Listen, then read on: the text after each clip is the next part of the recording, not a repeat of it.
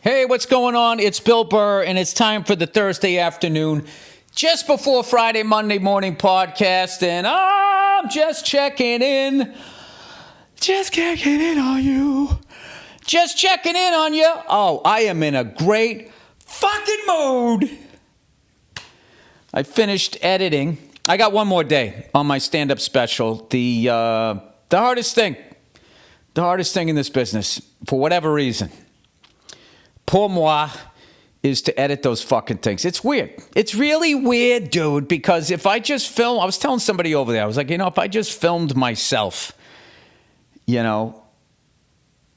at doing an hour-long set, and if there was, if it was just for me, I would have no problem sitting down, looking at it, watching the jokes, figuring out what I got to do better, whatever. But when it's a special, and then I know everybody's going to see it, then I just obsess over everything, and I fucking hate everything about it. So, spent 4 hours on it yesterday, getting it right, and then today we're just going to tighten the whole thing up, and then then we got to color correct and fucking mix the sound and all of that shit.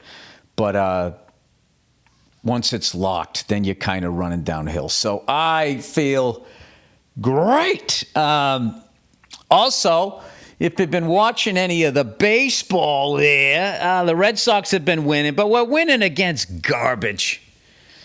No offense to the Seattle Mariners, no offense to the Kansas City Royals, although they did beat us last night 8-4.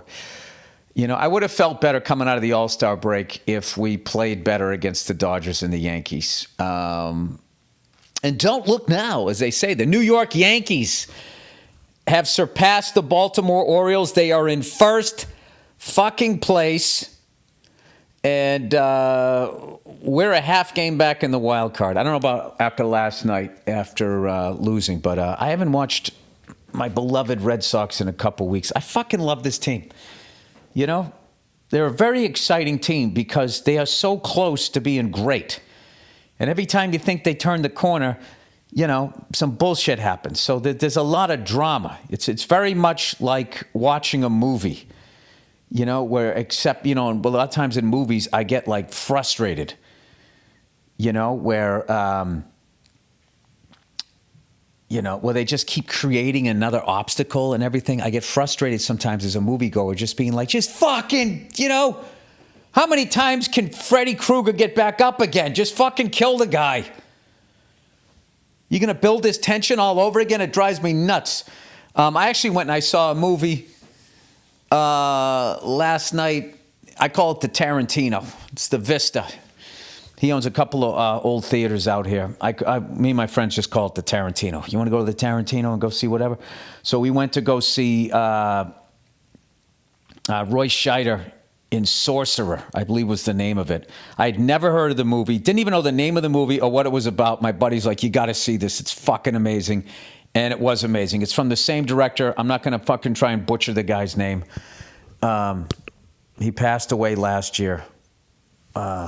Jesus Christ. You know what? I'm going to look it up because he did too many legendary films. Hang on. Just, everybody just sort of busy yourselves. William Friedkin, yeah. And what was cool is you go to that Tarantino theater and he shows, first of all, he showed a Roadrunner Coyote cartoon first. And I'm going to say it's one of the best ones because, it's the usual coyote falling off the cliff. It's the earlier ones where the animation doesn't get cheap. And then also, I just feel like when he goes through the whole water drain and everything, that's like some of the best animation they did. And then he played he had two movie theater trailers before the feature. They were both movies by William Friedkin. I don't know how to say it. Friedkin, I'm going to say. And you can tell I'm a sports fan. I'm butchering all of this. The first one was The French Connection, and the other one was Cruisin' with Al Pacino. And both trailers were just fucking incredible. So then you get into the movie, and I was thinking maybe this was pre-Jaws. I have no idea. It was actually post-Jaws. It was 2 years after Jaws came out. And it looked like it must have been a brutal shoot. in the rain, in the jungle. I don't know where the fuck they shot this thing, but it's just it reminded me of like The Dirty Dozen, Papillon, and Midnight Express all at the same time, like all into one fucking movie. It was fantastic. And it's the thing that I love most about going to either one of Tarantino's theaters is every single time it's an amazing movie. Can you say that at AMC? No, you cannot. Can you say that at Lowe's? Can you say that at Showcase Cinema? I don't think you can. I've been thinking about, I got a couple of ideas, for that cinema that movie house I went to down in Gardena.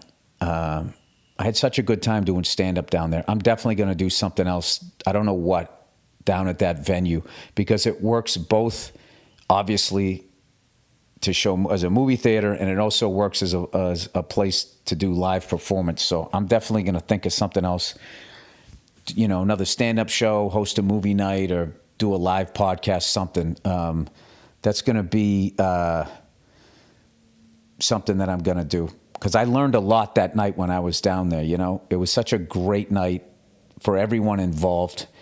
And, I learned something that night where I'm like, we all sit around and we fucking talk about how this country's going to hell and da-da-da-da-da. And all we do is blame politicians when we can actually, as citizens, be out here looking out for each other, helping each other out however we can, and we can really sort of cushion the blow of these corrupt cunts that are just on their knees blowing corporations. All right, and with that, let's move on with the podcast.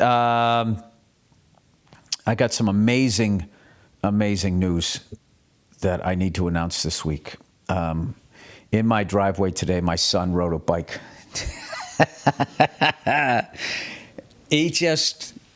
I just had the greatest morning with my kids. We go out, they mess around on my drum kit. My daughter loves doing pull-ups. She's into that Ninja Kid Warrior show. And then my son has been like, on a balance bike, which those things are just friggin' genius. I remember when somebody gave me one, I'm like, where the fuck are the pedals? Why are they always trying to fix everything? It was fine. There was nothing wrong with the bike. And it's like, no, it's genius. You teach them how to ride first, balance. And then they get that down. And then like when they go to add the pedals, it's very simple. It's the same thing like when you learn how to fly a helicopter. They don't give you all three controls at the same time. Your instructor holds a hover, and then the first thing he does, I believe, is he gives you the collective, which just moves it up and down, the emergency brake there. So you kind of get used to that. Your inputs are usually too aggressive at first, so you learn how to be like nice with that. And then he goes, all right, and then he gets you on the pedals. Yeah, you bring the nose over to the left, bring the nose over to the right, da-da-da-da-da. They might even do the cyclic first, because that's when you like learn how to hold a hover. That takes about the average person anywhere from 8 to 10 hours to learn how to do that.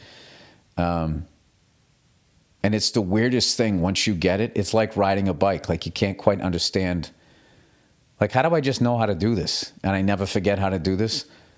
Like sometimes, like now when I fly, like I'm doing things and it's just, if I think about it, I have to be like, wait, how do I do this? But if I don't think, it's just your whole body just kind of takes over. So anyway, then what they do is then you got like, you're on the cyclic and the collective, and then the collective and the pedals, cyclic and the pedals. And they just do that. And then one day they add all three. And the balance bike's the same way. Let's just get you to, to learn how to push off first. And then you add the balance, and then you add the pedals. And this kid today, I swear to God, you should have seen his face. Seeing a kid's face the first time they ride the bike, the only thing bigger than that grin is the parent that just taught him. Because I was jumping up and down. Like, remember back in the day when I almost said Ed Asner. Ed McMahon would come to the house with the giant check and say you won the Publishers Clearinghouse, and there'd be some, mom at home. Oh, my God. That's what I was doing. I was jumping up and down and just going nuts. I yell back at the house. I'm like, Dad, yeah, come out here, look at this. And then she was super excited. And, that's all kids want to do. They just want to please the parents and get them all excited when they're not like ripping apart the house. So, yeah, it was the best. And then we went over to the yard and we played home run derby, and they're both hitting, from both sides of the plate. And it's just the best, So, and I taught my daughter how to tie her shoes this week, and how to my son's bike needed air in the tires, so I taught her how to do that. And I think that's a huge thing, is teaching kids so they know how to do shit like that. Just, it's so funny at their age, like knowing how to do shit gives them a self-esteem. Like, can you hit a ball? Can you tie your shoes? Can you whistle? Can you snap? Can you swim? Can you ride a bike? The more yeses you have, the better. And that's why, like, these poor kids whose parents, I don't know, if they get like career-minded or self-involved, they don't know how to do shit. So they're not getting love. And then they go to school and kids ask them those questions and most of the answers are no. And then they fucking, get a worse feeling about themselves. And next thing you know, they're listening to that goth goddamn music, hanging out down at the bowling alley. Sorry, I was going old person there. So anyway, fucking awesome morning. And yeah, dog days of summer, some of my favorite baseball. Football's starting up. I don't know. It's all, I'm on the other side of my special. It's all fucking good. So now my big thing is I got to make sure that I just don't start filling up my days, because I'm going to be getting busy soon to start of next year. Some of you who are on the internet, special announcement today. Glengarry Glen Ross to return to Broadway spring 2025. Starring Emmy Award-winning and SAG Award winner Kieran Culkin, Emmy Award winner and SAG Award winner Bob Odenkirk, Emmy Award and Grammy Award nominee Bill Burr. Huh? Look at that. And Tony Award and Olivier Award winner Patrick Marber. Jesus Christ, I'm going to get killed in this. Everybody's got a Super Bowl ring. To direct Dave Mamet's Pulitzer Prize and Tony Award-winning play in an all-new production. Oh, Billy Broadway, as somebody called me on the internet. So I'm going to be, I'm going to be spending some time in New York. So speaking of that, I got to balance the time with the family here. So the family out west. So I'm making sure that, I'm staying off the road, hanging out, and then, my wife's the best. She's the most excited. She's more excited than I am that I'm getting to do this. And then she's also like, don't worry, we're going to work it out. We're going to figure it out. So just going to figure out how to have the kids out there as much as possible. And yeah, and this is going to happen, which is, this is something, I'll be honest with you, I always wanted to do it. I always thought it would be an amazing experience. And it was so funny, like 3 years ago, I remember just thinking, well, I guess that's never going to happen. And I was like, kind of bummed out. I was just like, yeah, boo-hoo. I get to tell jokes, and fucking live my dream. Boo-hoo. I don't get to do everything. Who cares? And I just let go of it. And the second I let go of it, like a year or two later, hey, you want to do it? I'm like, yes. So there you go. There you go.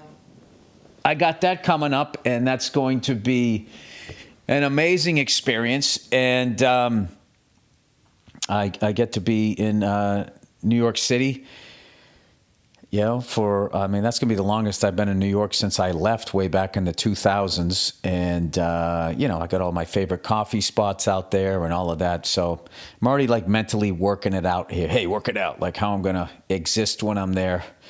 Deal with loneliness of my family not being there the whole time.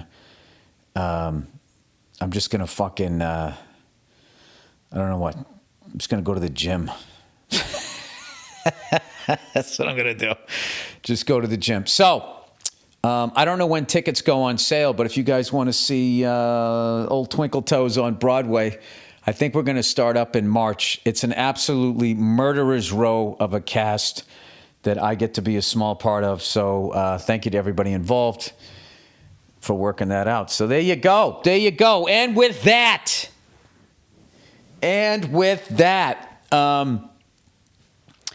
I flew the other day, and I flew over Ojai, which I'd never done before. I want to take a look at it because I went to a wedding up there a year or so ago, and I loved the place. And there's a little amphitheater up there that I want to play. So I went, I'm going to fly up there and go take a look at it. Of course, I couldn't find it. I forgot where it was. I'd looked at it on the map a couple of weeks earlier, so I forgot where it was at. But I kind of flew up there. And what sucks, the only thing that sucks about Ojai is there's no place to land. They have no airport. They have no helipad. Because that's one of those places, during the week, drop the kids off at school. I mean, I can get up there in like a half an hour, right? Wife goes down Main Street, window shops. We have a good time, blah, blah, blah, blah, blah. And there's plenty of places to land. You just need permission, right? So I did that. I went up to there, and then I flew over to Agua Dulce, which is this uncontrolled airport where they shot some of Ford versus Ferrari. And what's funny, off the runway, the little thing that they built for the pit, for the pit crew and everything, you now can kind of use as like a little helipad to come in and land on. So that's pretty cool. So I got that going on. What else? There was something else that happened to me this week. I don't know. I haven't been watching the news, so I'm feeling pretty fucking good. Yeah,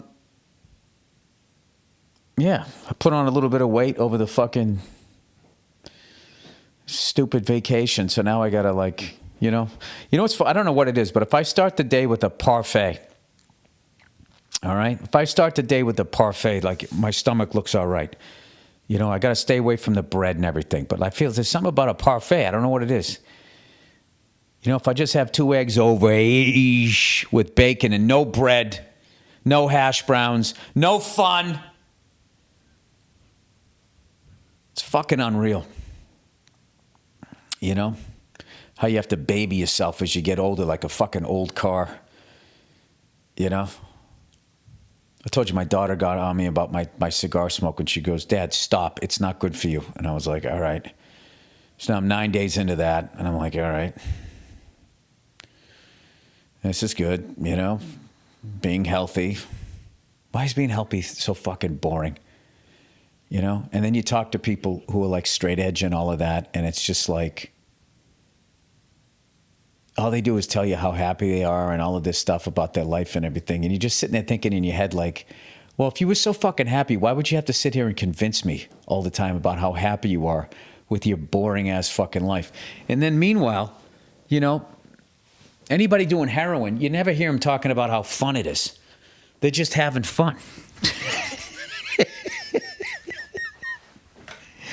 They're not over there going like, dude, I gotta tell, when I'm nodding off and just flying through the fucking universe, standing on a street corner with no jacket in the middle of January as everybody else is freezing their ass off and I'm fucking sitting here, you don't know what you're missing. Nobody on heroin tries to convince you that that's a better fucking life, but these goddamn health nuts, they won't shut up about it. Speaking of which, I have a new philosophy on the Lord. There was some scientist, and anytime there's some scientist just talking about like how insignificant human beings are in the universe, all of these religious nuts have to get in and be like, well, that's the thing that actually makes me feel special. It's like, yeah, it's called being a fucking egomaniac.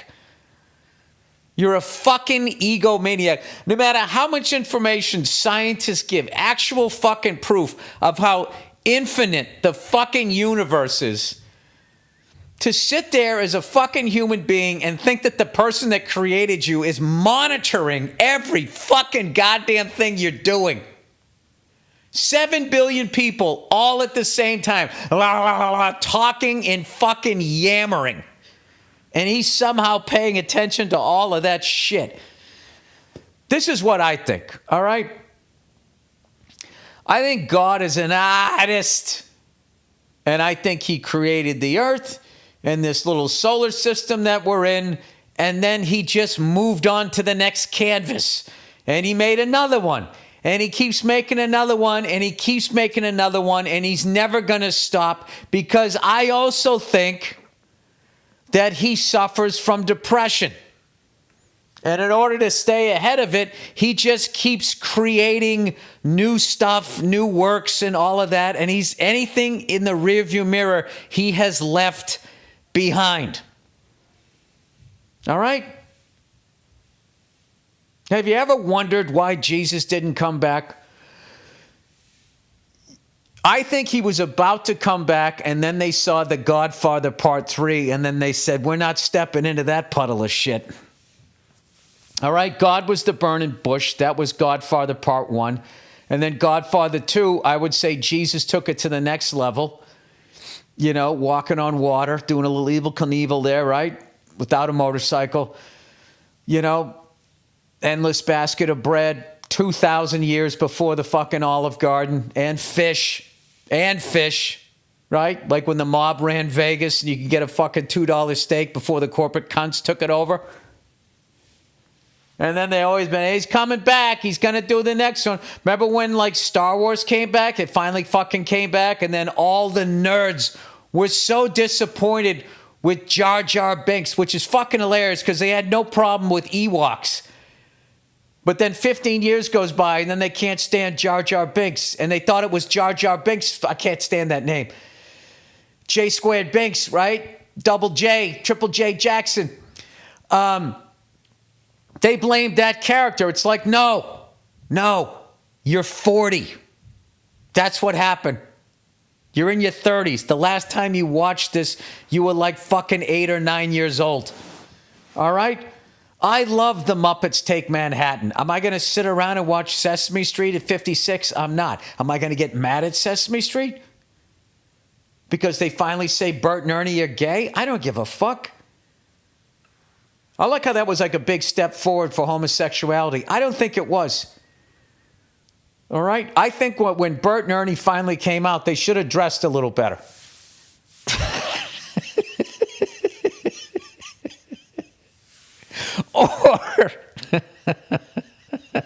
Or is it because when Bert and Ernie first, came of age, there was the Andy Warhol period. So I think that they look more conservative gay, like in the suburbs. They don't look like metropolitan gay, if in fact they are. You know what I mean?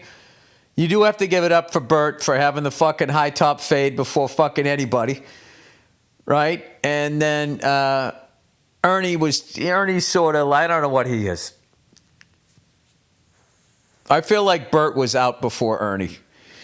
And Ernie showed up. He was kind of being silly. And then Bert kind of came up to him being like, hey, buddy, I got an extra room in the house. All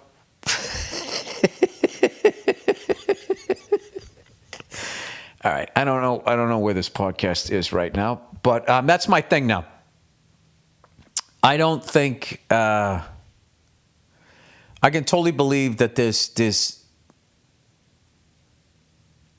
somewhere else that you go, or maybe you just refertilize the earth. I have no idea what it is, and I have no problem thinking that something made all of this.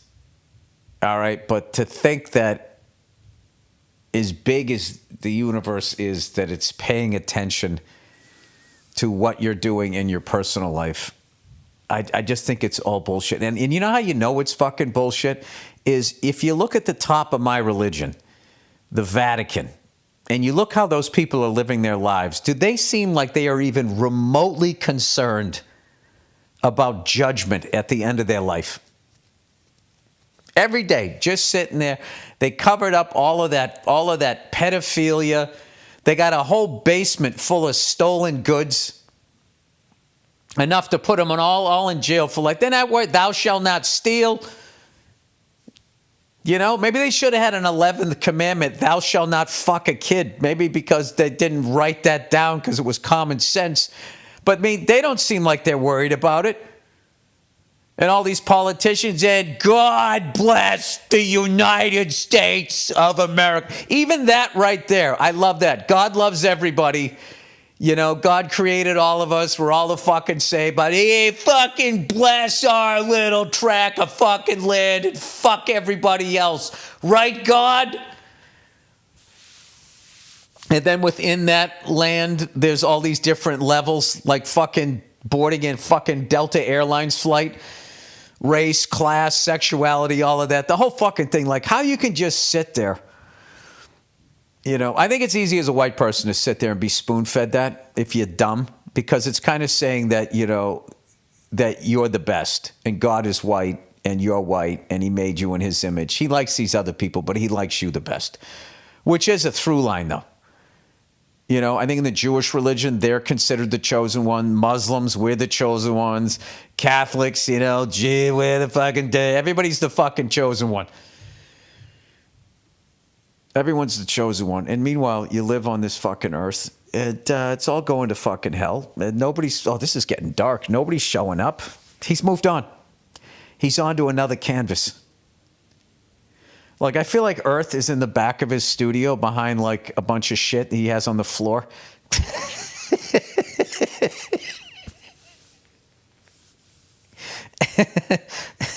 And then when you die and you show up, it's just like, you ever have somebody be like, hey, man, you remember that time we fucking did this? And you're like, no, I don't think that was me. And they're like, no, that was you. You were there. You're like, well, was I?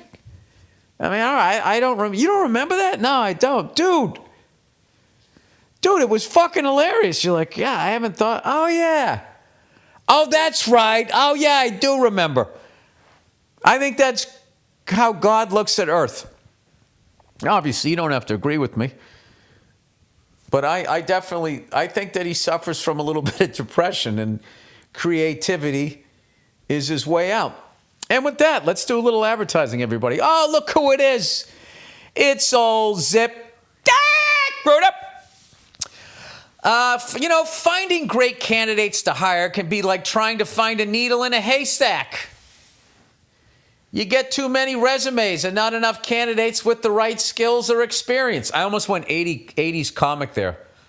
Like, has anybody ever really tried to find a needle in a haystack? But not with Zip Recruiter. ZipRecruiter finds amazing candidates for you fast. And right now, you can try it for free at ZipRecruiter.com/Burr. Ditch the other hiring sites and let Zip find what you're looking for, the needle in the haystack. 4 to 5 employers who post on Zip get a quality candidate within the first day. Try it for free at this exclusive web address, ZipRecruiter.com/Burr. Again, that's ZipRecruiter.com/Burr. ZipRecruiter, the smartest way to hire. Oh, it's my favorite. I love the ending of that. Smartest way to hire. You know, I just feel like I'm on TV wearing like a sport coat. I still have hair and it's parted to one side. And you guys, you know, I can trust that, man. All right, Liquid Death. What is Liquid Death? Are they opening for Meshuggah? No, Liquid Death. Well, it may look like a beer or some crazy energy drink, but it's not. Liquid Death is actually a healthy beverage brand that makes mountain spring water, low sugar flavored sparkling waters, low sugar iced teas, and electrolyte drink mix. Okay, but why would a healthy beverage be called a Liquid Death? Because Liquid Death will brutally murder your thirst, and their infinitely recyclable cans are helping to bring death to single-use plastic bottles. Liquid Death also donates a portion of the profits. Oh, that's a loophole right there. A portion of the proceeds from every can sold to help kill plastic pollution. Crack open a can on the air and take a chug. Tell your audience what your favorite flavor is and what the can looks like, what occasions you drink it. Well, I don't have one with me, but I like the still water one. That's my favorite one. It tastes fucking delicious. After years of drinking water in a plastic bottle, it tastes like shit. It's been in a fucking warehouse for years. It's actually bad for you. And then they don't recycle the bottles. It ends up in the ocean and some octopus has to fucking deal with it. Or You can drink Liquid Death, and maybe they recycle it, or maybe it ends up in the ocean. But, it's not like, it's organic. Talk about death, dust, electrolyte, drink mist, how it tastes. I haven't tried it. Your favorite. I'm not talking about any of this shit. I mean, I invested in the company. Isn't that enough? Talk about how fun it is to drink out in public when people think it's a beer. Every Uber driver's like, you can't drink that in here. And I'm like, no, it's actually water. And then I inform them about it. And then I also have to say, full disclosure, I am invested in this company. Your favorite merch item and why you can get it for free. Free shipping of Liquid Death's mountain water flavored spark. Why don't you fucking tell me the reasons why? I gotta Google it. Flavored sparkling and iced tea 8-packs with Amazon Prime. Or grab a can or a case at your local 7-Eleven, Target, Walmart, Whole Foods on Instacart. Hey, corporate cunts, Liquid Death's a great way to act like you give a shit about the environment. As you destroy it, as long as you got a case of it in the background, they'll be like, he does care. Go to liquiddeath.com/Burr to check out all the healthy, infinitely recyclable beverages and find your closest retailer. That's liquiddeath.com/Burr. Liquiddeath.com/Burr. You know what? I like to get it at 7-Eleven or Whole Foods. Where else have I seen? I've seen it fucking everywhere. Hymns. Guys, sometimes intimate moments happen spontaneously, and we always want to be ready so we can perform in the bedroom. Hims has treatments that can help you stay hard and last longer. Hard and last longer, giving you that boost. I thought I was going to say boner. Giving you that boner of confidence, that boost of confidence, so you can be ready whenever the mood strikes. Is there anything funnier than the word boner? Oh, dude, I got a fucking boner. Hims provides access to... A hard-on is creepy. A boner is funny. Hims provides access to a range of doctor-trusted erectile dysfunction treatments, such as chewable hard mints, proven treatments like Viagra and Cialis, or generics for up to 95% cheaper. I love the fucking chewable mints. You pop one of those in during the third act of the movie, and then you're ready to go out in the parking lot. The process is simple and 100% online. No uncomfortable doctor visits. Just answer a series of questions on their site, and a medical provider will determine the right treatment option. If prescribed, your medication ships directly to you for free. No insurance is needed. Pay one low price for your treatments, online visits, ongoing shipments, and provider messaging. Start your free online visit today at hims/Burr. That's HIMS.com/BURR for your personalized erectile dysfunction treatment options. HIMS.com/Burr. The products mentioned are chewable compounded products which are not approved by or verified by safety or effectiveness by the FDA. Bottoms up, prescriptions require an online consultation with a healthcare provider who will determine if appropriate. Restrictions apply. See website for details and important safety information. Subscriptions required. Prices vary based on product and subscription plan. All right. Oh my God, we got another one. I haven't had any advertising. Now here they come like a fucking avalanche. The last one here, mercifully, the last one. Look who it is, everybody. Oh, Indochino. The layering days are over, and it's time to bring the heat with the perfect fit. Indochino is your style partner for made-to-measure, totally customizable men's and women's wear for wedding season and beyond.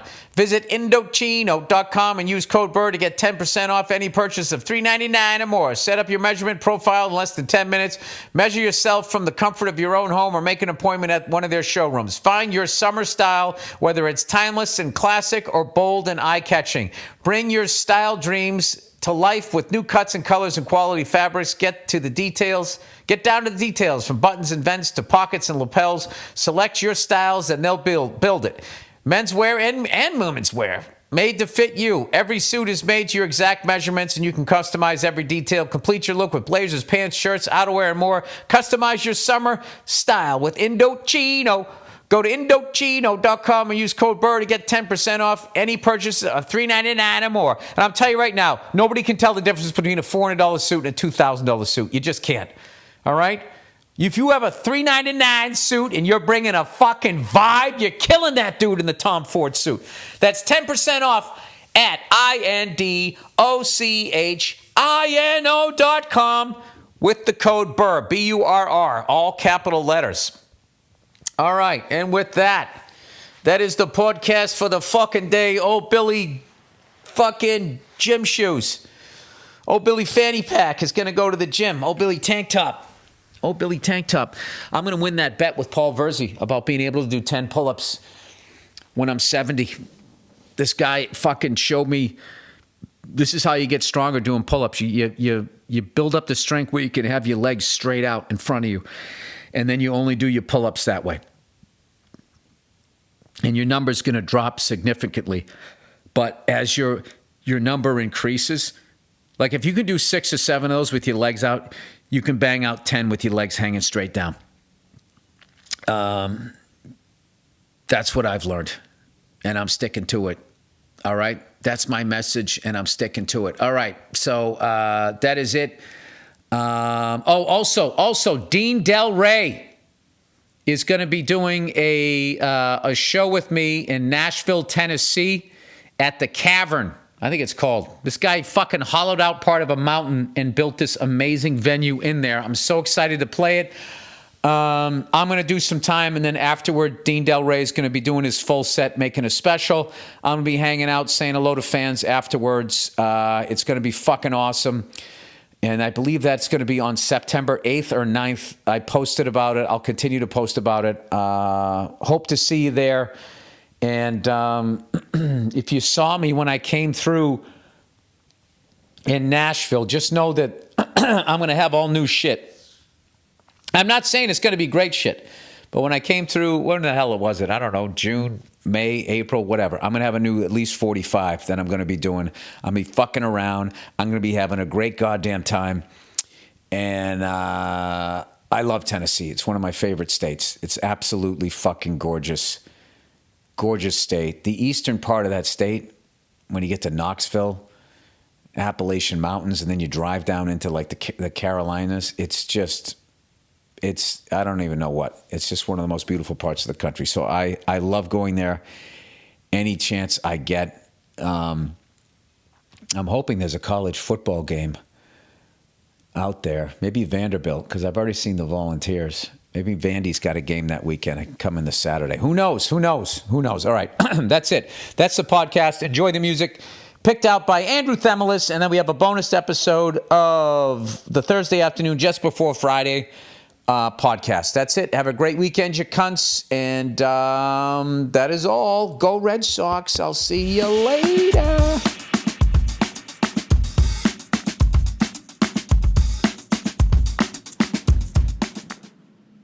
Hey, what's going on? It's Bill Burr, and it's time for the Monday Morning Podcast for Monday, August 8th, 2016. Let me move close to the mic there.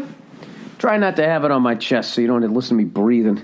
I know it's been an issue the last couple of podcasts, but like I said, I'm out here on the road, and the little mixer that I use is a piece of shit, and even if I have an adapter, for some reason it seems to blow up.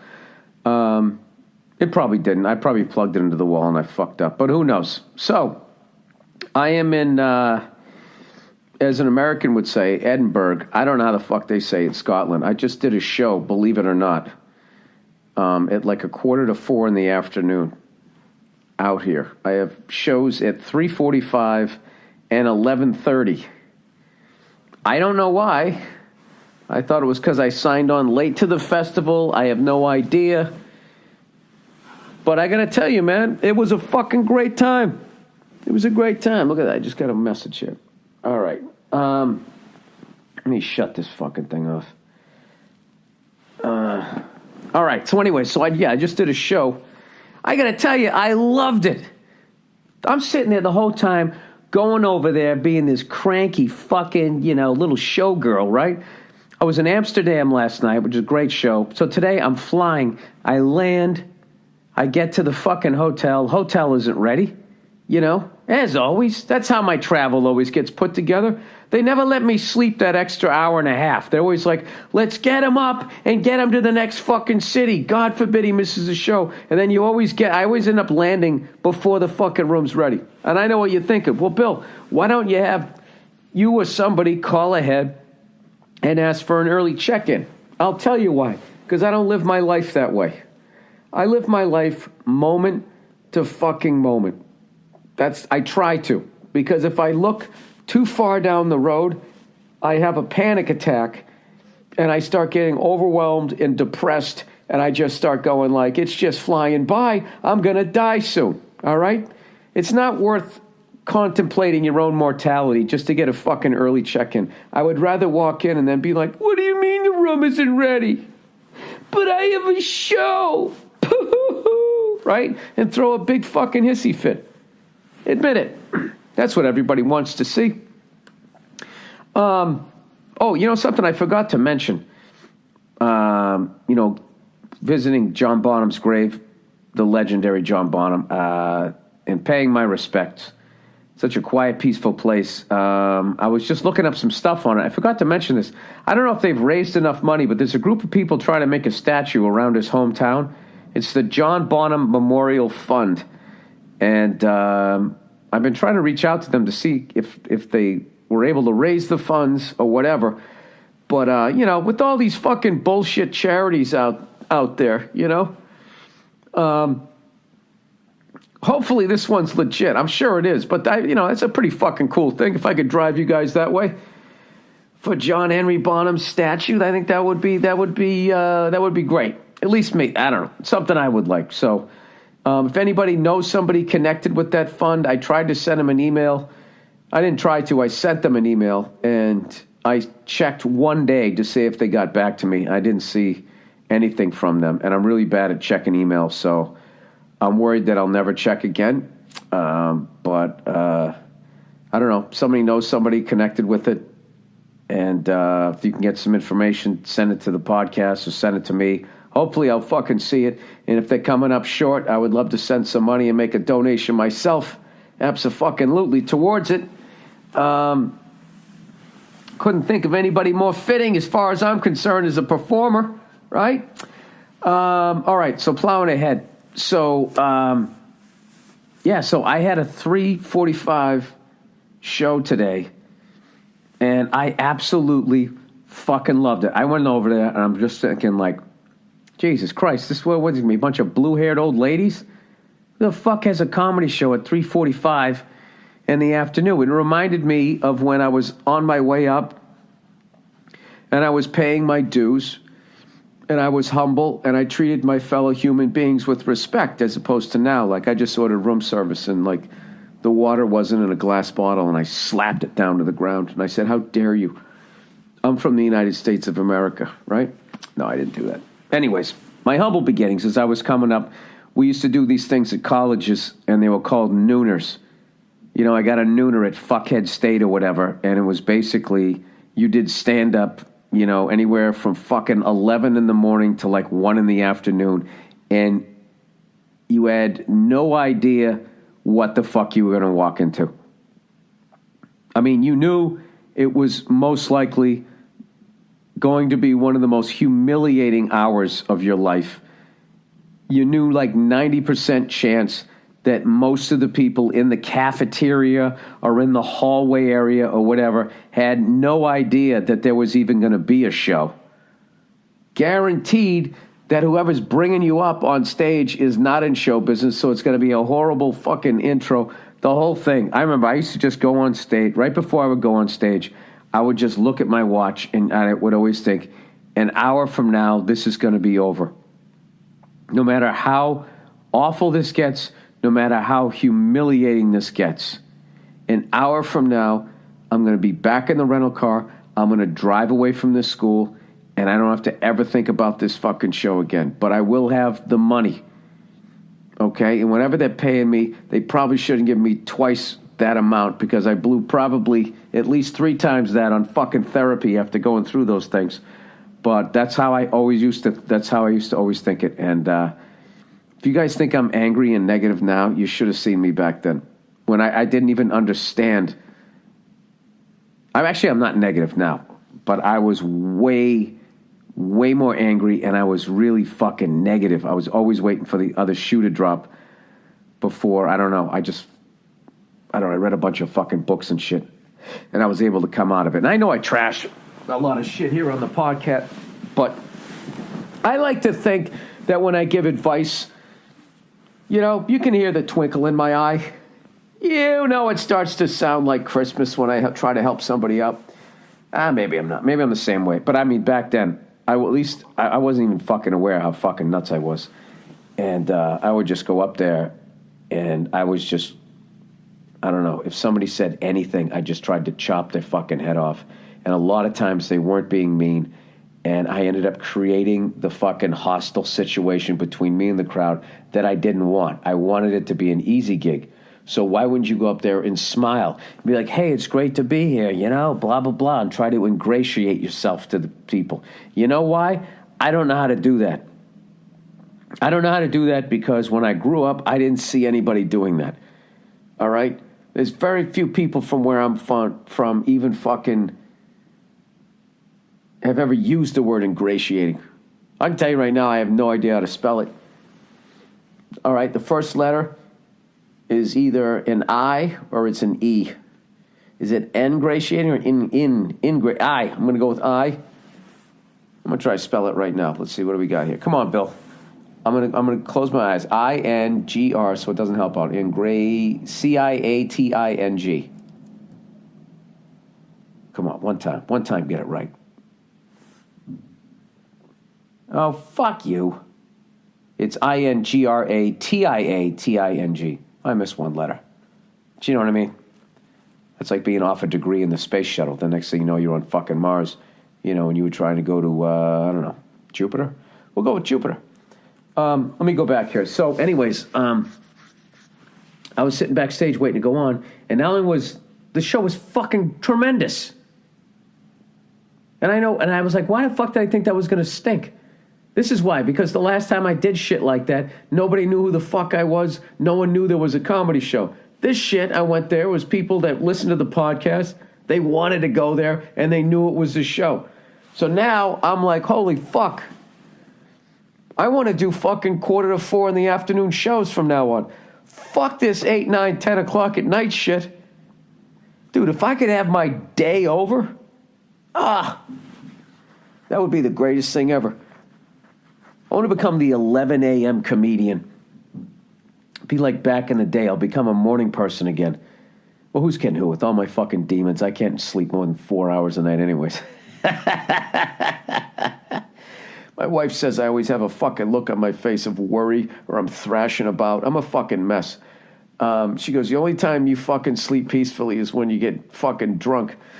But then I snore. I mean, as I've told you before, like I'm a fucking... My wife's a saint putting up with me. So anyways, I would fucking love to do that. You know, if I had like a show Friday night and a show Saturday night, if I could move them up to like 4 in the afternoon, right? Even if I did a 2-hour show, I would be done at 6 o'clock at night. Fucking rap. And then at that point, I can go to a ball game. I can go see all the shit that I miss. That would be perfect. But it'd suck for whoever's coming out to see me because they'd have to leave work early. Maybe the Saturday night show. I don't know. Probably wouldn't work. People are too used to the other way. But I have to tell you, like, if I didn't have this 11:30 show to do right now, like the level of excited, I feel. You know what I feel like right now? I feel like I got a day off from school. You know, when you were a kid. Except I got that other one hanging over my head at 11:30. Oh God, it was great. The people were fucking sober. It was tremendous. I know a number of comics that do like there's a few comics who work totally clean and they do like afternoon shows. And I've always pictured it being like, oh God, you must. I mean, it's the afternoon, the sun's out. You must have to be like beyond clean and wholesome. And I got to tell you, I just did my fucking act. You know, as hard as I would have done it at night, and it worked fine. So I don't know. I might have accidentally stumbled onto something. So Sorry about clearing my throat every 5 seconds. I've just been, working every night, doing this tour. And I got to tell you, man, this has been one of the best tours of my career as far as just the people showing up and the venues that I've gotten to play. When I last left yous, when I checked in on you on Thursday, I had just gone to Bristol, England, the place where those ants were crawling all over the chocolate cake. I had a great time there, great show. And then I went to legendary Manchester, England. And I got to be honest with you, that was the one out of all the shows that I'm doing on this tour, that was the one that I was concerned about. I'm like, all right, this is Manchester, Man United, Man City, the fucking hooligans and all of this shit. And the only thing I knew about them was that book that I read. I can't remember if I brought this up Thursday. I read that book, Among the Thugs, where there was an old American journalist. He was considered old. He was in his 30s. He was considered a good geezer. And he somehow infiltrated them and just some of the violence that they fucking talked about when they were over there. I remember some of the fucking stories. Do you know there was something that... I'm not saying that this was specifically done in Manchester, but Manchester was only the only soccer city that I knew. I didn't even know, or football as they say. Like Liverpool to me was the Beatles. And meanwhile, the Liverpool team, before Manchester went on their run, up until about 1990, had won more championships than anybody, and I had no fucking idea. But anyways, I guess one of the things these fucking hooligans used to do is they'd have a box cutter, a razor or some shit, right? And they have it so fucking sharp that they'd come up behind the supporter of another club when they were standing up waiting to go in, and they'd slash right across your ass, horizontally. And it was so sharp it would go right through your fucking pants, slash right across both butt cheeks. All right, and it was done so quick. By the time the person realized what was going on, the other person had taken off. And here's the fucking thing: it cut deep enough that you needed stitches to close it. All right, and the reason why they did it there was so then while you're waiting for like a week. I'm trying to remember when I used to get stitches, and depending on how bad it was anywhere from 3-4 days to like a week later they took it out. Basically, you couldn't sit down or you'd pull the stitches out. So you can't sit down, you can't sleep on your back, and God forbid, you got to take a dump. What do you do? And I was thinking you'd have to get in that, that yoga position, the table position. It's basically, I don't know. Just imagine trying to make yourself a table facing up. You'd have to do that and put a bucket underneath you. And then you can't tell me, oh, God, just, during the process of that, it's not hurting. I mean, the fucking misery of that is unbelievable. And I mentioned that to somebody when I was up there. And then they talked about how another thing that they would do is they realized that, if you cut someone with the box cutter, they could stitch it up. So then what they did was they put two blades side by side that were far enough apart that when you slashed the person, there wasn't any way for the doctor to stitch it up. They had to glue it up because the space was too big. Just some fucking sadistic shit. So anyways, among other fucking really gross things that I read. So in my head, I was just like, Jesus Christ, this is this is gonna be like a Philly show with box cutters, and it was the exact opposite. It was great, and I got to be honest with you, it felt like a show in Boston. I really felt some sort of weird connection with the sound of the crowd. It's weird. Every crowd sounds a little bit different. And they had that working class, blue collar, sucker punched in a bar fucking vibe, that I grew up in. Now, I was no tough guy. I just grew up there. So I used to see the violence and try to get the fuck away from it. Like I said, I basically fought other kids up until about 6th grade. I had a bunch of baby fat, so I was in a higher weight class. Then all of a sudden, I thinned out. And I was one of the scrawnier kids. And then my fighting career abruptly ended with a couple of ass kickings. And I was like, all right, why don't we try being funny from here on out? So after that, people just kept getting bigger and the injuries got worse. people laying on the floor of the bars, someone's repeatedly kicking them in the head, teeth get knocked out. And I was just like, yeah, I don't want to do that to somebody, and I definitely don't want that done to me. So I'm going to start, I utilized my footwear a lot when I was younger. Walking away, running away, skipping away, whatever the fuck I had to do. Not interested. So anyways, after I did Manchester, then I had my big shows in London, and at the Hammersmith Apollo, and I went and I was talking about all the bands that had played in Manchester, and one of the guys working on the tour used to run that building, and he saw everybody from when the Stone Roses first came out, Red Hot Chili Peppers, all those bands from that era all played there. So when I went to the Hammersmith one, I decided to look up to see who the fuck has played there. I mentioned a few of them. I thought it was Manchester on Thursday, but it was actually the one in London. Like Ziggy Stardust, that character, David Bowie, I thought he retired it at the Manchester Apollo. It was London. And also Iron Maiden did they had a live, let me see if I can find it here. What is it? Beast over Hammersmith. And that was in 1982. It was a sold-out show on that stage. And one of the coolest fucking things ever, that's when Clive Burr, who shares my last name, I should say I share it with him, he actually played there. Just fucking amazing drummer. But I went to look up all of these. I hope I'm not boring you guys with this shit, but this is the fucking history of that place. All right, 1950s. All right, this is the Apollo in London. On March 25th, 1958, Buddy Holly performed 2 shows at the venue. These were his last shows ever in the United Kingdom. In the 60s, Tony Bennett with Count Basie, Ella Fitzgerald with Duke Ellington, Louis Armstrong. The Beatles did 38 shows over 21 nights between 1964, late 64 and early 65. Johnny Cash in 66. Eric Clapton with the Yardbirds. What else do we got? I'll just kind of fly through these here.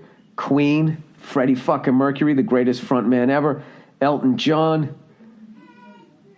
Oh, God, there's a bunch of kids next door. I hope you can't hear that. Bruce Springsteen, Neil Young. Kiss made their first UK appearances in 1976. They sold out 2 shows in 2 hours. Genesis, back when they were like this prog rock band. Rory Gallagher, Carlos Santana.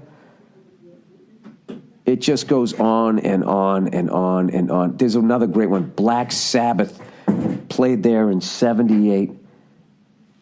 Jesus Christ, these fucking people are trying to come in my room.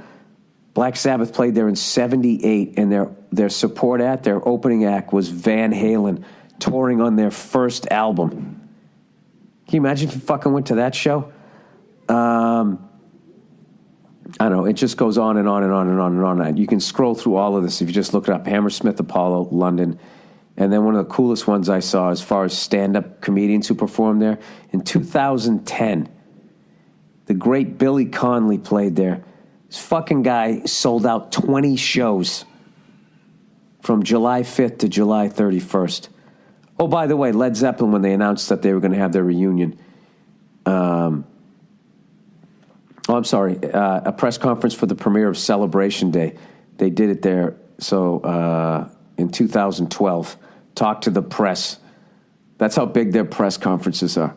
It's like most people's, concerts. So there's a picture of Plant, Page, and John Paul Jones on stage. It's pretty fucking killer. So anyways, all right, I'm done geeking out here, but I want to thank everybody who came out to those shows.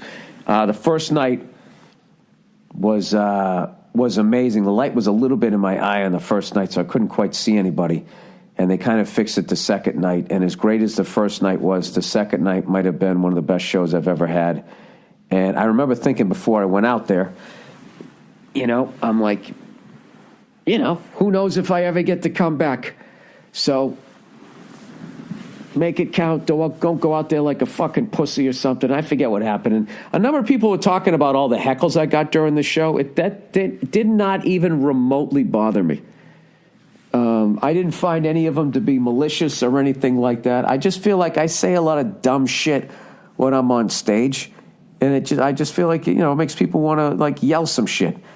So anyways, I got to tell you guys about the fucking, I'll read a few advertisements here. And when I'm done stuttering over the live reads, I got to talk to you about, like, during this time of the year in London, a bunch of Arabs come in to vacation who have like tons, like basically, as far as I could tell, limitless amounts of money.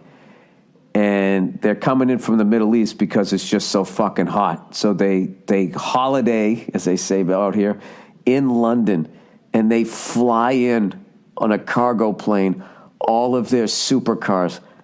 The only reason why I found this out is because I've never seen it. I was like, is there a car show here or something like that? And then I just started asking around. I mean, just one fucking Lamborghini, one Ferrari, crazy Mercedes. Fuck it. You know what? Fuck the advertising. I got to tell you about this shit. Like, I've never seen anything like it. It was like Ferrari Californias, the Spiders, and then all these crazy colors. Like, there's one fucking dude over there. First, let me just read about how they get their shit there, if I can find it. Oh, you stupid cunt, Bill. Did you really just mess that up? Hang on, I gotta hit pause. I don't want to fuck this up.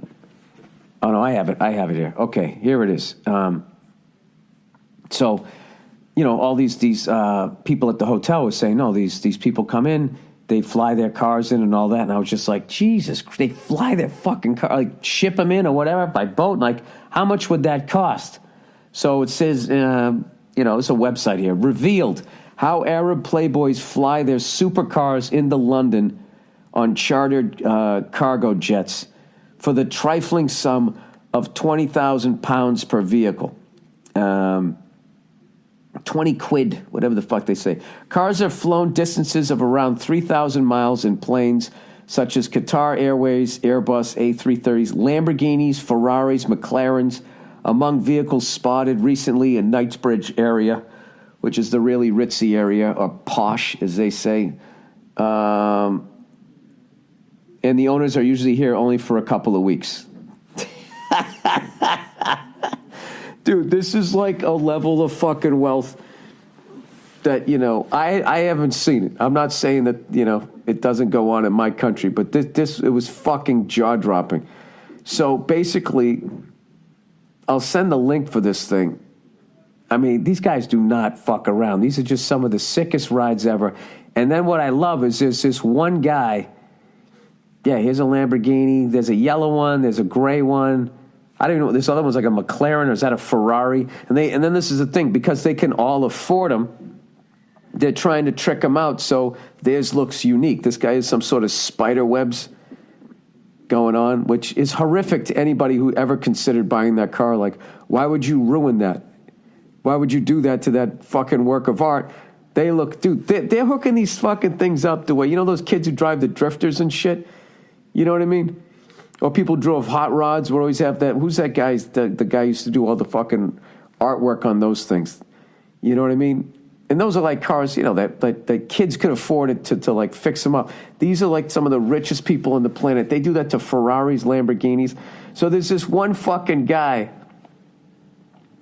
He's like becoming famous because he flew like 6 of his fucking cars over, and they're all like done in like this mirror gold. It's like I gotta be honest with you, it's like the gaudiest thing I've ever seen in my life, but it's fucking hilarious on another level. Hang on. All right, so I found the guy here. This guy's not even trying to be famous or anything. I don't know what he's doing. So Saudi billionaire Turki bin Abdullah is the man behind the fleet of incredible golden supercars currently touring wealthy parts of London. Dude, this kid, he looks like he's like fucking 23. All right, these are the pictures, all right? This looks like a Lamborghini. They're all the exact same color gold. And what's funny is they got pictures of them flying in their private jet, and they're doing that stupid peace sign YOLO thing, right? Except they're dressed in like traditional, the Saudi Arabian headgear that they wear, like it's all fucking white. And then on top looks like that traditional Betty Crocker tablecloth. They got that with the LeBron James headband on, right? Loving life in this private jet. You know they didn't rent it. They probably own it, right? Then he's got another one. This looks like a fucking one of those, either a Range Rover or Mercedes-Benz truck. And this is the greatest thing. Custom interior, all gold. And in the driver's seat, there's a cheetah.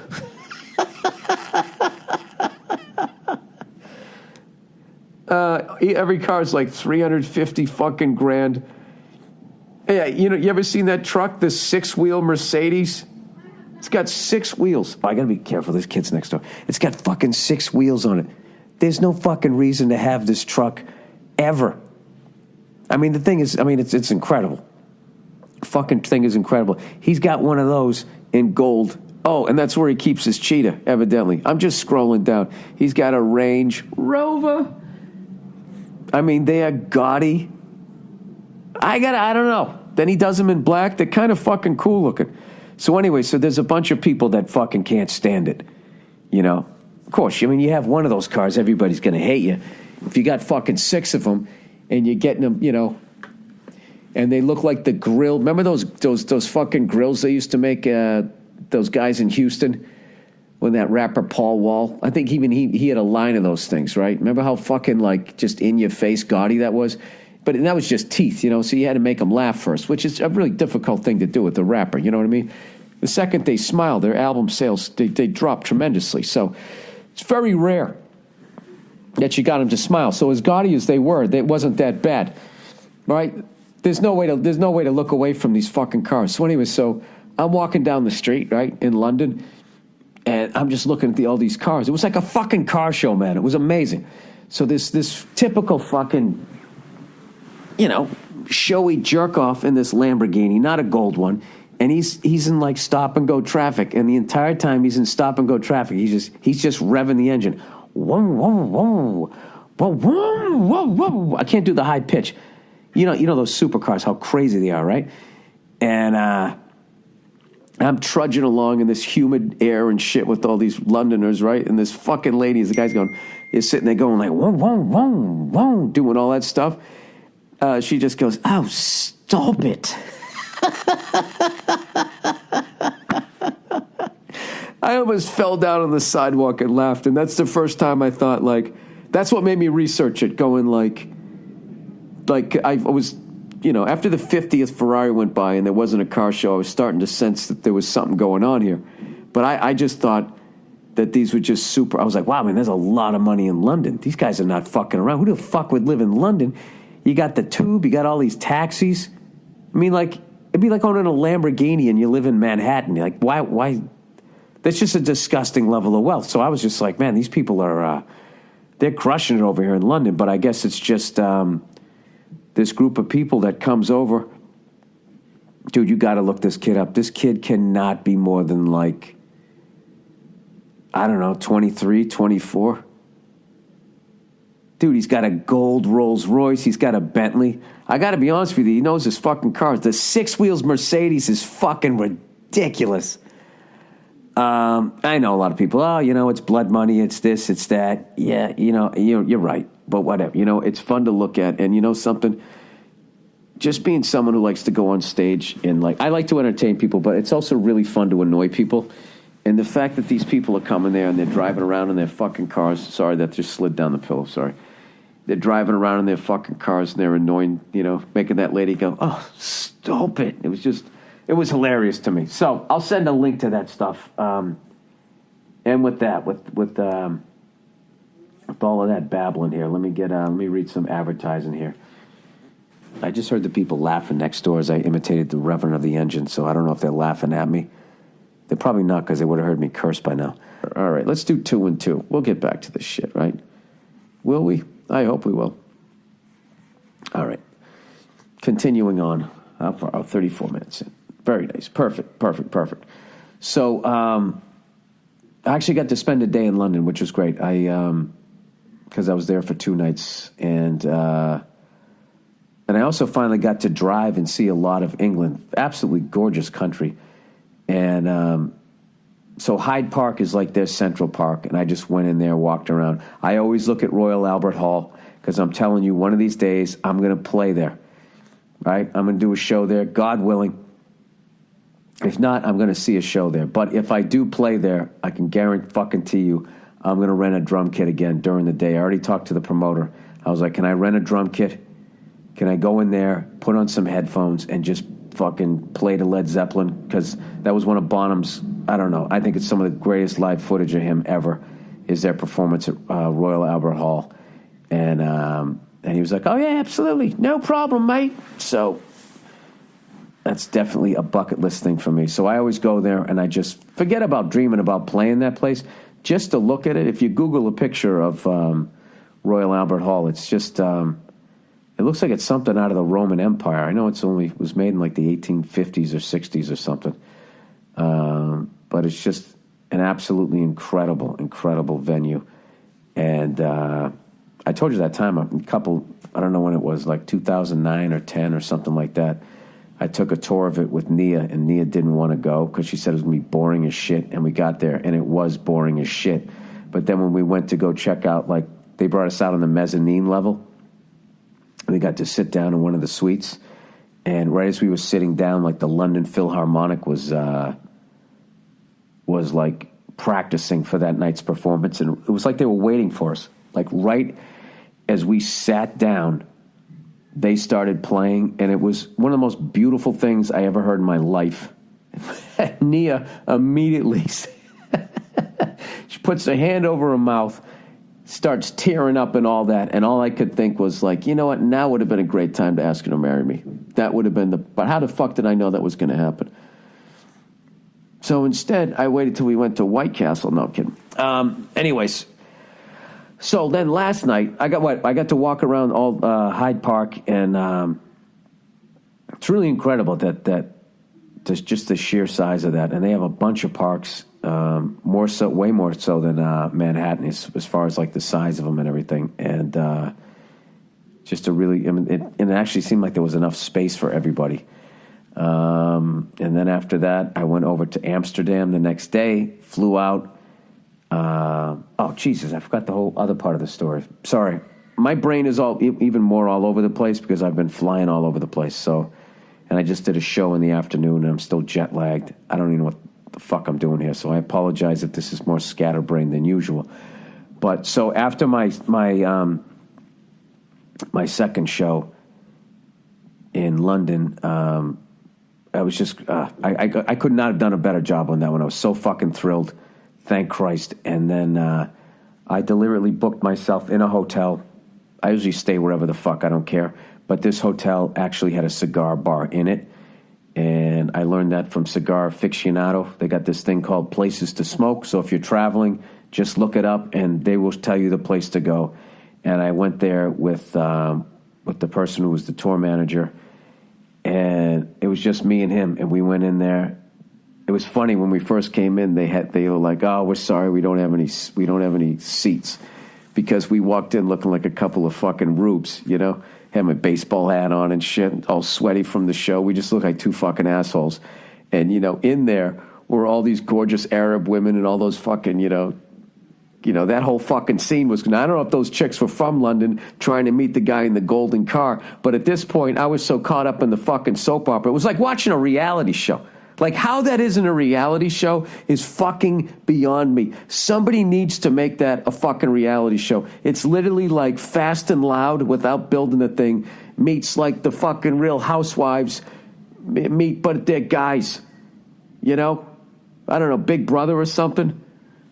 I want to see them talking about what it's like to be that rich. I want to see the whole fucking process of how they got those fucking cars over there.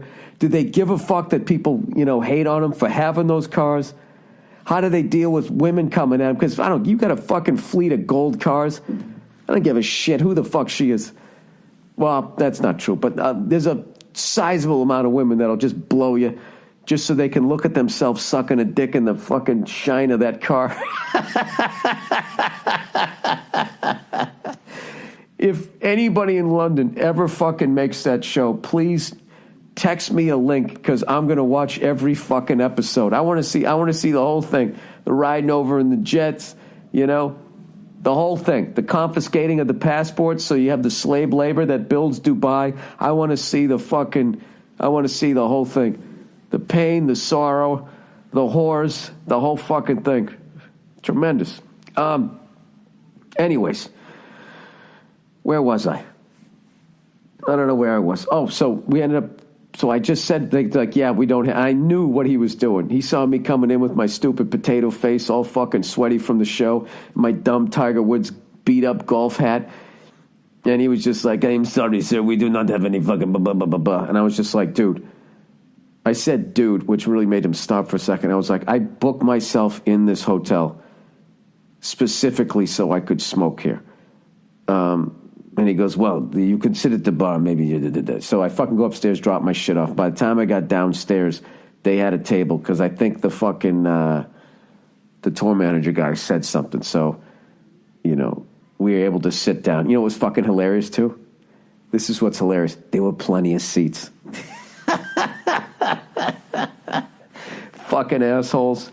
They saw me coming in looking like old sickly Ron Howard. They were like, fuck this guy. This guy's not bringing any ass or money in here.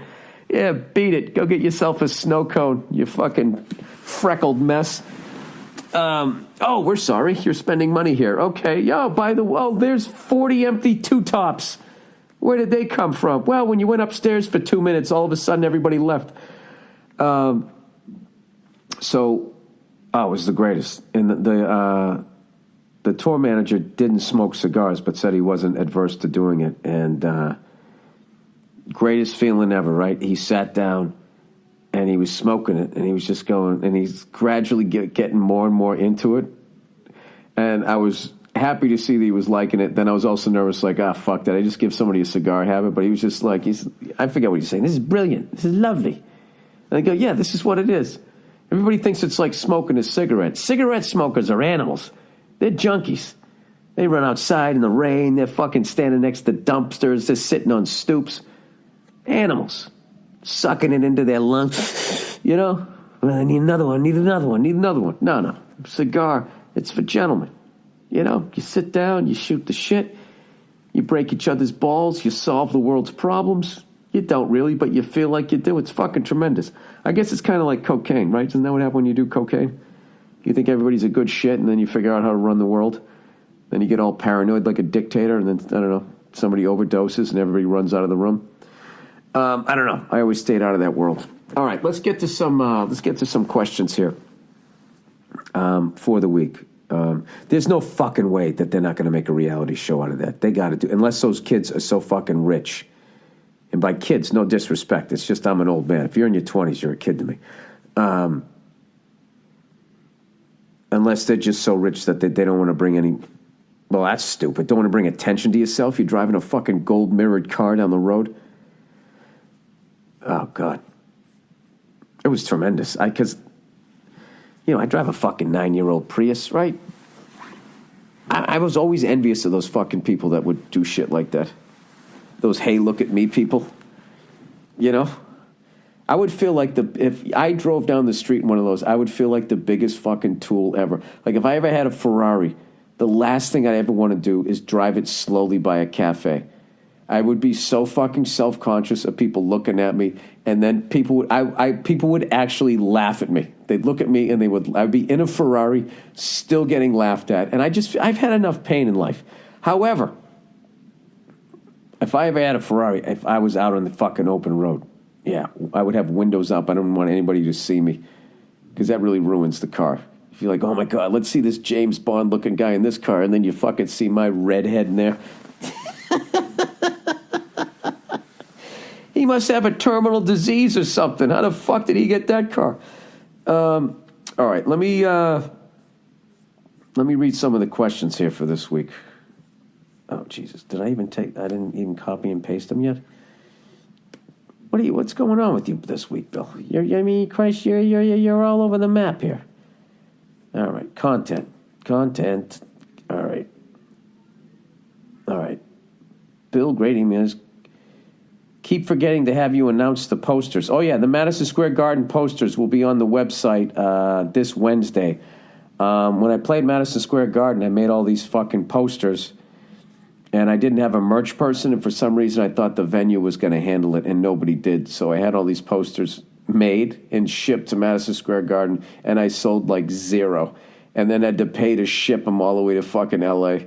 It was a fiasco. So I have a couple hundred. I don't even know how many I made. I think I had made like 500, maybe 400 or 500 of them. So I autographed all of them.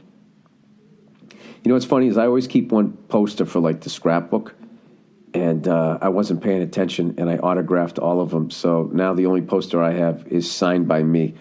So I'm not going to get one because I can't have a poster signed. Hey, Bill, keep being you, you know? Bill, be stupid, so I feel like an asshole. You know, it's a continuing story of me being an idiot. All right, minimize the crazy. All right, love the podcast. Bill, I listen to it at the gym because it's really motivating. Not really, just good to hear someone talking shit rather than listening to the constant grunting and self-praise you hear in gyms. I'm in Australia, and I'm in my early 30s, and I need to break up with a crazy chick. Oh, Jesus, this is always difficult. It's not difficult, I'll tell you right now. The degree of difficulty is greatly increased if you're living with her, obviously. All right? If you're not living with her, I can tell you exactly how you do it. All right? And I would be, I can't tell you. I'd have to tell you to have Al Madrigal do it. Al Madrigal, I should have him on the podcast. He had the greatest fucking way ever of breaking up with a girlfriend. And I feel like it's his story to tell. So now that I got you all fucking interested, oh, fuck you. I'll make up for it here. Let me read this real quick. All right. I need to break up with a crazy chick, and I'm hoping to minimize the property damage or stalking that usually comes along with the crazy. Well, why don't you do this? Why don't you set up some security little cameras, catch her damaging your property, and for once, report a woman damaging a guy's fucking property after a breakup, and maybe she'll actually have to fucking pay for it. All these videos of these chicks just destruction of property does not apply to a female? I don't understand it. Anyways, he goes, I would normally just do it in a public place and then go into hiding for a few weeks with all of my possessions under lock and key, but this is different. This time it's different. We've been together for a bit over a year, and when I first met her, I thought she was perfect, but it all changed. About 9 months into it, her sister-in-law was caught drink driving with her 15-month-old daughter in the car, and as a result, the kid was taken off both parents until one of them could prove to be a fit parent. Oh, my God. They took it away from both of them? Wow. All right. Her brother / the kid's father has always been a fit parent, but in Australia, the authorities have a preference for the mother, so he had to go through the bullshit to get his daughter back. Yeah, Jesus, every fucking law, it seems. When this happened, we put our hand up to take care of the kid, and the kid and the girl moved in with me for a bit over 12 weeks. Having the kid around was fucking awesome, and because of our work schedule, I got to spend a lot of time with the kid and loved every minute of it. My girlfriend, however, wasn't very keen on it right from the start, which made it pretty clear that we want different things, and the situation also brought out the crazy in a pretty big way. She tended to be angry with me every morning over shit that I couldn't do anything about, such as her job. And on top of that, became extremely jealous that her ex had a new girlfriend. Normally this would be the kind of thing that would make me walk, but we were looking after the kid. Now the kid is back with her father, and it's time for the breakup. I'm pretty sure she's the type of crazy that would resort to property damage before physical violence, and I'm trying to reduce this. The only issue I see, aside from the crazy, is that she still has a few things in my house, and there are a few things that belong to the kid left here. Portable cot, clothes, and toys. Any strategies you can think of would be great. All right, you know what? You need the Al Madrigal advice, and he's not here. This is Al Madrigal's... This is how he did it. I'm giving him total credit here. When Al had to break up with the woman, and he made the decision, before he went over to her apartment, he would get a box, and he would take all of her belongings that were in his apartment, put them in the box, and then come over holding the box, and the woman opens the door, is like, what the fuck? And then you immediately, I think he already changed the locks too. That's another thing too. Change the fucking locks, and which you can easily do just with a different deadbolt. That's just a couple of screws. Just do that, and usually, if that's no big deal. I guess down below is a couple of two. Well, it's no big deal. Just change the fucking locks, put everything in a box, then you go over to her place, you sit down, and you just say it's fucking over, blah, blah, blah. They flip out. They want to break something that are in their house. That's it. Fucking over. If you have anything in her apartment of value, I would get that first, and then I would do the rest of it. But there really should be, with all these things now that they're complaining that men do, like anything from fucking like mansplaining, man-spreading and all that, all these fucking feminist groups up and down the fucking street about the shit that we're doing. Do any of them address the ridiculous level of destruction of property that women do to guys when they break up with them? Or even if they get caught fucking around. Okay, he fucked around on you. That does not give you the right to key the guy's car. I mean, you can do it, but you should go to jail. You should have to pay for it. It should go on your fucking record. But guys always just like, I just want to just make it go away. Just make it. They make like YouTube videos of themselves fucking destroying property. So that might be something else you want to look into. Dude, if this chick's crazy, I would just go total CIA on her. Go over there without her knowing. Just take back. First of all, you're going to have to leave some troops behind. Couple pairs of sneakers, got to go Willem Dafoe platoon here. All right, but if you got some, I don't know, a fucking iPad or some shit like that, you need to grab that shit. Get that shit the fuck out of there. You have some sort of nerd friend or a friend who knows a nerd.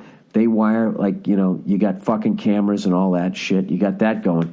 Change your fucking locks, box up the shit, go over there, drop the fucking hammer. If you're worried that this woman's going to get physical with you, I would do that, and I would break up with her in a public place, because I don't know how it works in Australia, but here in America, a woman can take out a machete, chop a guy's head off, and then sue the surviving family members for the blister on her hand that she got when she swung the fucking thing through his head. So, good luck to you. Be careful, and I hope it all works out for you. All right. Oh, for God's sake, I fucking hate these fucking computers. You know what kills me? I can't get them to do anything, and then you barely brush up against them, and everything fucking goes away. What the fuck? Drives me nuts. All right. All-time lows. All-time lows, sorry. All right. Hey there, Billy with the little red willy. What the fuck do you know about my dick? How dare you insult it like that? I challenge you. I'll challenge you to an Instagram photo. No, I'm kidding. All right. Dear Bill, I'm a 26-year-old guy living in Pennsylvania. Until recently, I was dating my girlfriend of 4 years. We bought a house together 6 months ago. You what? You're 26, you're in Pennsylvania. You're dating a girl for 4 years and you bought a house together. We had 2 great cats and couldn't be happier. What the fuck? You marry this girl, dude, or stop buying shit with her. Sorry. About 2 weeks ago, she went on a 10-day group hiking trip to Nevada with her aunt and a bunch of random people. When she came back, I had a $300 purse waiting for her as a welcome home gift. However, after she thanked me for the gift, she sat me down and said we needed to talk. Oh, yeah, she went on a hike, dude, which means she did some soul searching and some dick sucking. No, kidding. So then she then told me she was breaking up with me because she doesn't want to live in the suburbs anymore or work a desk job anymore. She said she wanted to move out west and become an outdoor adventure guide, and that it was her dream to work in our country's national parks and live an outdoor adventure-type life. I asked if there was another guy, and she said no. She said she just needed to find herself and follow her dream. All right, well, up until now, you can't get mad at her. She's just telling you what she wants in life. As a regular listener of your podcast, I always hear you tell people to follow their dreams. So even though I was heartbroken, I supported her decision. Well, dude, I got to tell you, that's really mature of you. Most people would go in, most guys would go into the falsetto, you fucking bitch. The next day, I saw she got a text from a guy named Zach. Uh-oh. We don't have any Zachs in our friend circle. Uh-oh. While she was in the shower, I snooped through her phone and read her text message with Zach. There were messages about how much they missed each other and how she couldn't wait to move out to Arizona. They both sent each other naked pictures, and they talked about how much they liked fucking each other on their trip. Oh, boy. She still doesn't know I've been through her phone, so as of now, I'm at an all-time low. I have to sell my house and lose a ton of money. I lost my girlfriend to another guy. She is also taking the cats, and since I can't afford an apartment by myself, I'll be a 26-year-old guy living with my parents. Well, don't you get half of the house? And he goes, and to top it all off, she's walking around with that $300 fucking purse. My question is, how do I confront her about the text message?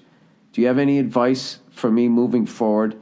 And was there ever a point in your life that was an all-time low, and how'd you get through with it?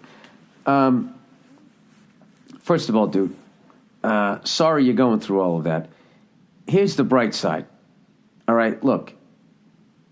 If your girlfriend went on a fucking hike, that's what she always wanted to do.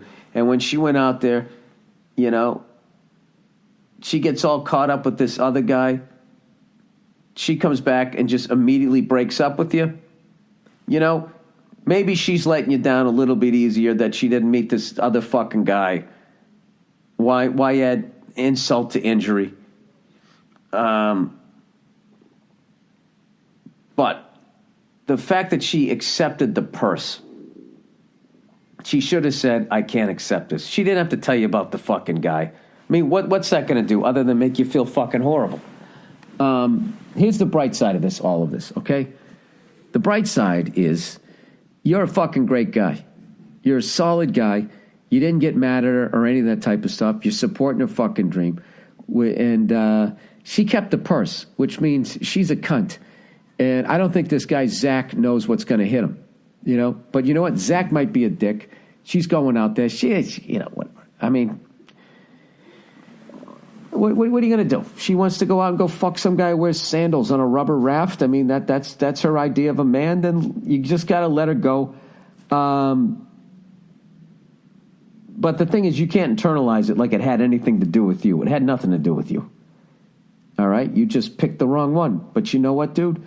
I was going to say, at least you didn't have any kids.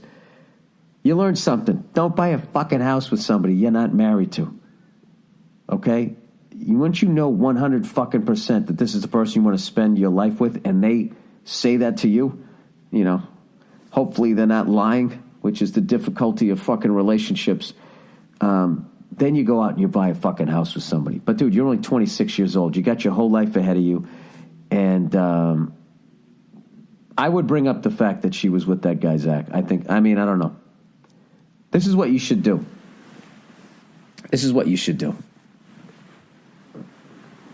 Here's what you do. Just be a total fucking gentleman. And ask her if she likes... Oh, God, here we go. Just sit her down and just ask her if she likes the purse and all that. And right before this is the last time you're going to see... last time, you know, you're going to ever see her. Just right before she... Hey, honey, you know, good luck with your dream and blah, blah, blah, blah. You do your little bullshit hug and she walks away. And you go, oh, honey, one more thing. Hey, tell Zach I said what's up. And just shut the fucking door. And then as she's walking away, you just scream out, you fucking whore. Oh. No, you know what would be funny? Listen, you just say it. You throw Zach in the middle of it. You could really have a lot of fun with this. And I'll tell you something right now. No one knows more how much fun you can have with it than a woman. A woman knows how to fucking, like, I'm going to ruin this. Women are really good at this. Guys are just like, oh, let's go fight. Women know how to be like, ooh, I got this piece of information. What is the perfect fucking way this will do the most amount of damage? What if you put it in the middle of it? If you say, listen, I just want you to know I'm really happy for you and Zach. You know, you're going to be out. No, it's too early. Really happy for you. You're going to be out there living your dream. And as much as I'm going to miss you and everything, I'm just so happy that you have the courage to follow your dream, you know. somewhere in there, you just gotta, you can be out there rafting. You can keep fucking Zach, but no, don't say fuck. See, I'm gonna mess it up, but you understand where I'm going with this. You got to drop Zach in the middle of it, and then do about 2 more sentences, and then just stop and just stare at her, and just just leave her in the stunned silence of that moment. And then whisper in your ear, "I'm so happy I didn't have kids with you." And then you walk away. Sorry. All right, that was creepy. Anyways, all right, amusement parks. Hey, Billy Bozo. Sorry. Billy Bozo. I thought he was complimenting me. He was actually insulting. Just wanted to hear your take on amusement park. What your take on amusement parks are. I went the other day with my girl and just could not help but notice all of the fucking animals around me. From people walking barefoot to the fat asses walking with their giant fucking turkey legs around the park. I hope you guys can't hear my stomach growling. I haven't eaten all day today because I've been eating so bad. Trying not to fucking eat a giant breakfast here. Anyways, I was just disgusted, or lunch I should say. I was just disgusted. You a fan of going to an amusement park? Whatever, go fuck yourself. No, I'm not. They are fucking animal magnets. Look, I don't mind kids that go there, but the fucking adults that go there. Some of the worst tattoos, some of the worst bodies, some of the just mouth-breathing fucking morons. Like, you go to an amusement park, that's for everybody who can't afford to go to Disneyland. You're talking animals. You're talking rides that don't work. People get killed at those fucking things. I swear to God, dude. It's like, it's a bump up from a carnival. But even carnivals aren't as bad, because I feel like a carnival, you have the community. It came to your town, so there's a bunch of high school kids seeing each other. It's still kind of a fun thing. But you just go to an amusement park, it's just there. Any of those fucking water parks, any of that type of shit, that is just a white trash fucking magnet. All right, that's my elitist comment for the fucking day. We got a couple more of these to read. Let me... A couple more questions, and let me just knock out these last 2 advertisements here. Advertisements. All right. Let's knock out these last few questions. Come on. Help me out here. I fucking hate computers. They just don't fucking work for me. All right. There we go. All right. Baby's mom is a whore. Jesus Christ. Jesus Christ. Or as they say, a fucking whore. Get the chars. Get the hars and the chars. All right. I'll try and keep this short and to the point.